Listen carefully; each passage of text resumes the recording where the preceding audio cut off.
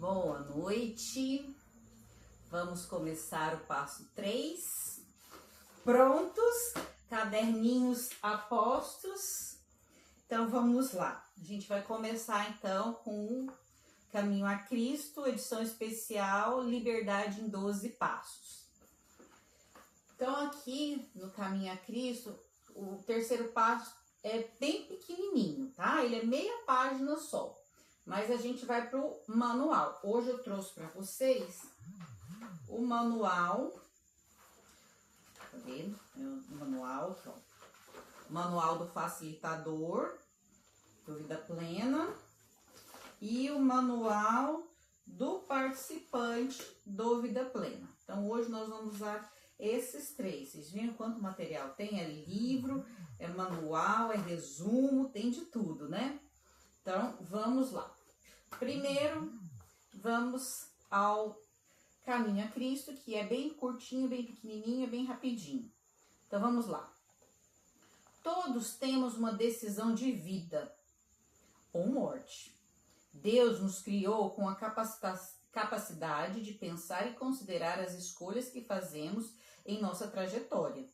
A liberdade de escolher resulta, no final das contas, em boas ou más consequências. Não decidir também é uma decisão. Se não decidimos confiar nossa vida e vontade aos cuidados divinos, continuaremos escravos de nossos maus desejos e compulsões. O privilégio de fazer essa escolha positiva redundará em grandes bênçãos. Deus não nos força a aceitar sua vontade. Essa decisão é deixada para que nós a tomemos. Mas não se preocupe, entregar-se a Deus é mais simples do que você imagina. O Senhor não requer que façamos algo difícil para que tenhamos o perdão dos nossos pecados. Não precisamos fazer coisas longas e cansativas, peregrinações, nem pagar dolorosas penitências com o objetivo de encomendar nossa alma ao Deus do céu. Aquele que confessar e deixar o seu pecado alcançará a misericórdia. Fale com Deus e lhe entregue tudo, seu corpo, sua mente, seus sentimentos, seus pensamentos. Peça que ele assuma o controle de sua vida e de suas decisões.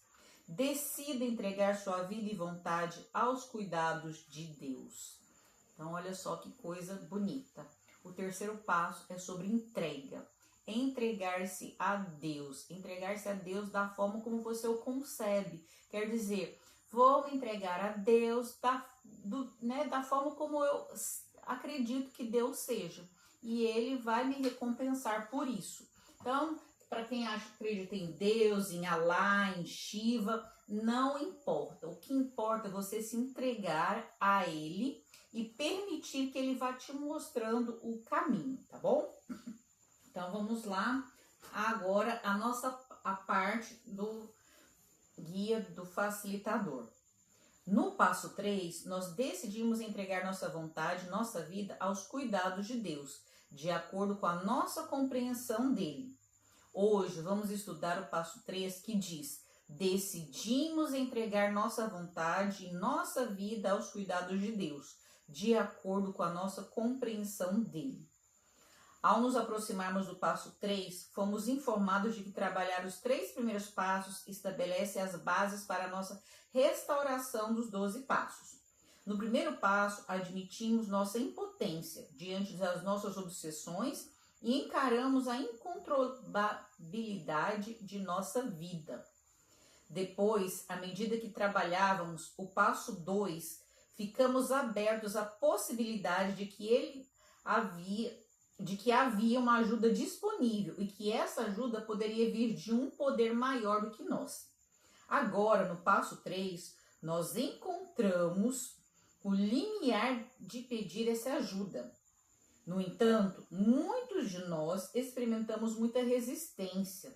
Temíamos que outra tarefa monumental estivesse sobre nós. Grande parte de nossa vida envolveu força, controle. E tomar a decisão de entregar a nossa vontade, a nossa vida aos cuidados de Deus, não é tão bom assim. Por quê? Como vou abrir mão de todo o controle?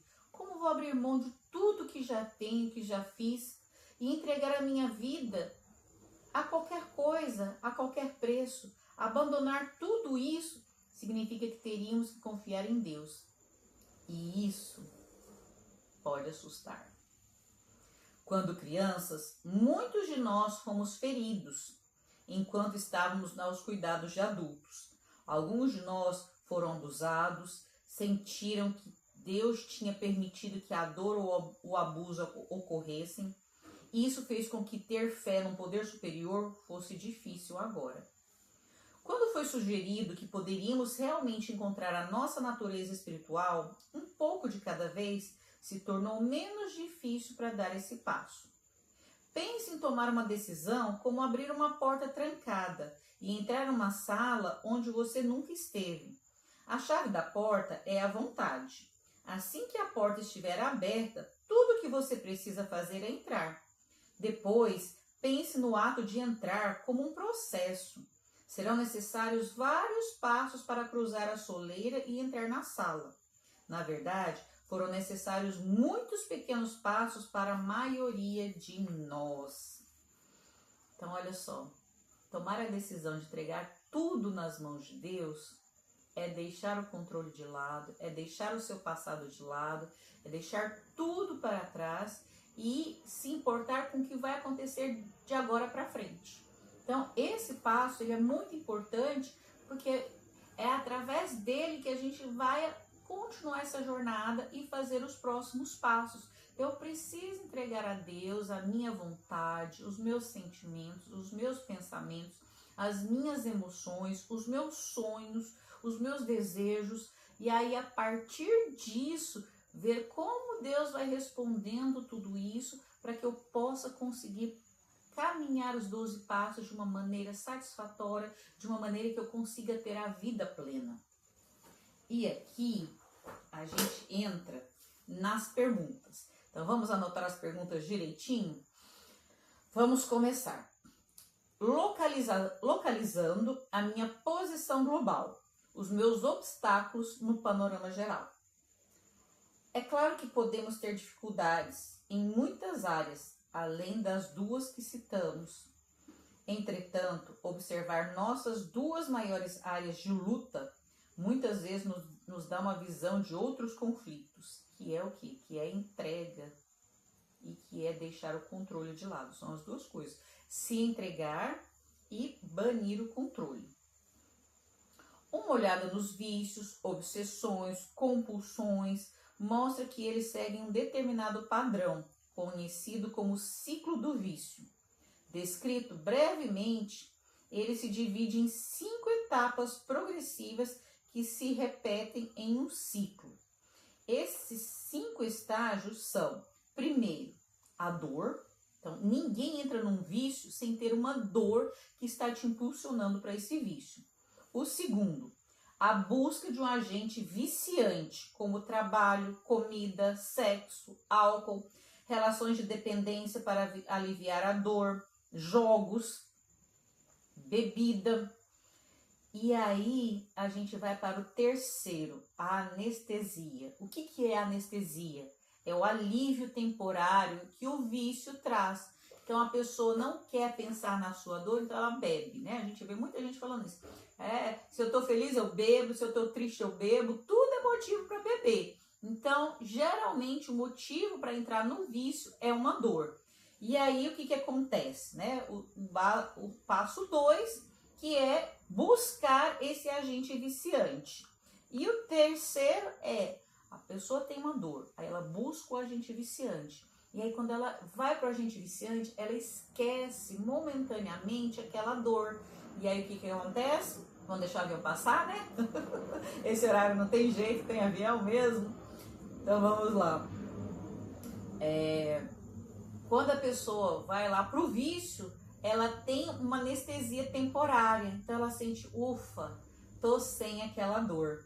Mas o que acontece? As consequências negativas desse vídeo. Gente, tem alguns vícios que são, entre aspas, bons. Eu tenho uma amiga muito linda, maravilhosa, que ela começou a fazer academia. E ela gostou tanto de fazer academia, isso foi quando ela era bem novinha, né? Ela tinha o que, acho que uns 16, 17 anos, primeira vez dela na academia, e ela gostou tanto daquele ambiente, das amizades, das coisas, que ela ia para academia, ela saía da escola, ia para academia, ficava a tarde inteira na academia e voltava para casa só à noite. E aí ela começou a passar mal. E aí os pais dela levaram no médico e o médico deu o diagnóstico dela. Ela se tornou vigoréxica. O que é o vigoréxico? É aquela pessoa que tem vício em academia. E aí ela foi obrigada a parar de fazer academia, porque toda vez que ela vai para academia, ela retorna ao vício, ela vira vigoréxica de novo. Então o negócio dela é fazer caminhada, é correr, é nadar, mas a academia ela não pode ir. Olha que coisa interessante. E a maioria das pessoas que têm vícios, eles fazem isso, né? Por exemplo, no AA, eles falam só por hoje, só por hoje. Então hoje ele não pode tocar no álcool, né? Então tem gente que é alcoolista, né? Que faz o uso do álcool de uma maneira exacerbada. Então o que eles falam? Que eles não podem dar o primeiro gole. Não vou dar o primeiro gole, não vou dar o primeiro gole. Que se eu der o primeiro gole, aí eu não paro mais. Então o que acontece com essas pessoas? Elas entram nesse ciclo. E minha amiga disse que ela não tinha dor, ela não, né, ela entrou, ela começou a gostar e pronto, ela não estava querendo esquecer nada, ela só se empolgou demais e aquilo ali para ela se tornou um vício, ela não conseguia mais parar, e ela chegou ao ponto de ficar doente de tanto fazer exercício, né? Então, para vocês verem que existem vícios que, entre aspas, são bons, que assim, até coisa boa, se for feita em exagero, ela pode fazer mal. E aí a gente vem para o nosso passo 3. No passo 3 é a gente abrir mão dessas coisas, que às vezes são coisas até boas, são coisas fáceis, são coisas saudáveis, mas que estão tomando conta de um espaço que não é delas. Então a gente precisa dar o espaço de cada coisa e ter a vida certinha de acordo com aquilo que a gente precisa. Se a gente continua fazendo isso, a gente vai se afundando cada dia mais e perdendo energia, perdendo tempo, que a gente poderia fazer outras coisas. Então vamos lá. As consequências então são negativas e depois vem o quê? Vem a vergonha e vem a culpa. A minha amiga com 16 anos, imagina a vergonha que ela não ficou do médico lá que ela era viciada em exercício, que ela estava proibida de ir para academia. Nossa, a vergonha que ela teve e a culpa que ela sentiu porque, né, deixou chegar a esse ponto, deixou ficar doente. Como que ela deixou chegar nesse ponto? Aquilo para ela foi um fim da picada. Ela, né, não estava nem acreditando numa coisa dessa. Então, os 5 passos, né, do vício são esses. E eles fazem o quê? Fazem um ciclo. Por quê? Porque aí, de novo, quando ela está na vergonha, quando ela tá na culpa, ela tá o quê? Ela tá com uma dor emocional. E como que ela faz para sair dessa dor emocional? Ela vai pro vício de novo. Então ela fica nesse ciclo vicioso. Enquanto a pessoa não cortar esse ciclo e não parar, aí ela não sobe de nível, não sobe de fase. Então a gente precisa cortar as coisas que nos fazem mal. Até aquelas que parecem ser boas, mas elas não estão fazendo bem, a gente precisa cortar também da nossa vida, tá bom? Então vamos lá. Como há muito potencial para estresse e dor em várias áreas da nossa vida, no trabalho, nos relacionamentos, nós vamos focar nessas 2 últimas, tá? Que é no trabalho e nos relacionamentos. Então, essas áreas são áreas muito importantes da nossa vida e precisam ser examinadas. Analisando mais de perto essas 2 áreas, trabalho e relacionamento, vamos responder as perguntas. Vamos anotar agora. Agora é a hora do caderninho. Olha só as perguntas e a gente vai começar agora. Primeira pergunta é sobre o trabalho, hein? Quando não estou trabalhando, quanto do meu tempo ainda é gasto pensando em como fazer esse trabalho? Olha só. E aí? Quando não estou trabalhando, eu continuo pensando em trabalho? E aí? Então, essa foi a primeira pergunta. Segunda pergunta. Quando penso em meu trabalho ou responsabilidades mais difíceis, o que eu acho mais preocupante em cada um deles? Então, vamos lá. Quando eu penso em meu trabalho e nas responsabilidades mais difíceis, o que me preocupa? Vamos lá? Então, olha só, a gente tem que prestar atenção em uma coisa. Fique atento às conexões. Alguma causa e efeito pode estar acontecendo aqui. Então, a gente vai falar sobre trabalho e sobre relacionamentos. Então, vamos ver se vai sair alguma coisa dessas perguntas aqui, tá bom? Vamos lá? Terceira pergunta. Em que momentos do dia eu penso em pessoas ou familiares difíceis? Quarta pergunta. Quais problemas com pessoas eu enfrentei antes do que eu estou enfrentando agora?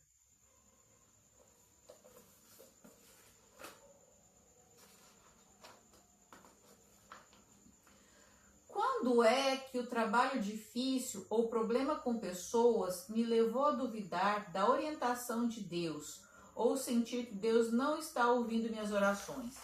Então aqui a gente pode fazer duas perguntas, né?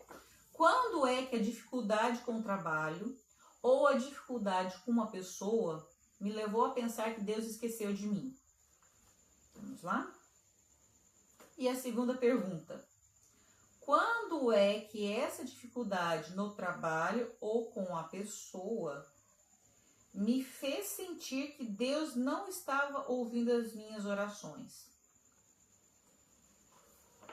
E agora nós vamos à última pergunta. Como essa frustração afeta a minha vida, minha fé e minha conexão com Deus? E aí?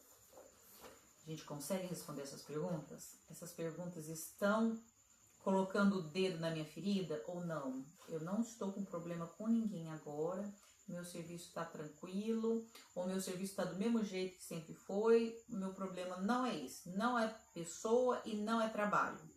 Lógico, podem ser várias outras coisas, né? Mas geralmente o nosso maior problema, a nossa maior dor está em um dos dois, ou em relacionamentos ou no trabalho. E aí você vai respondendo essas perguntinhas aí no seu caderno e a gente espera que as respostas a essas perguntas possam te mostrar qual é o local que você precisa focar durante os 12 passos. O que é que eu vou focar? É nisso? É naquilo? Olha, eu já vi, né, no primeiro passo, no segundo passo, em que eu estou precisando melhorar, o que eu preciso fazer para melhorar a minha vida, e essas perguntas estão direcionando a isso, estão direcionando a uma coisa ou a outra.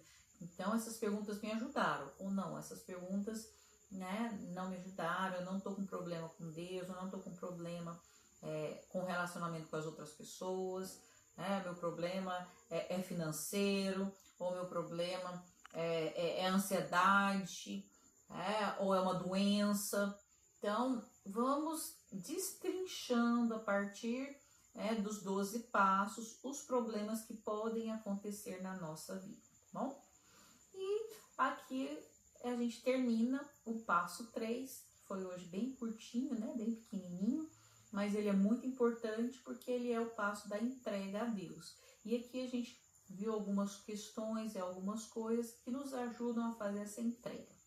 Então, que você consiga fazer essa entrega, pense nessa entrega durante a semana, responda as perguntinhas com calma e semana que vem a gente vem com o 4º passo, tá bom? Boa noite para vocês!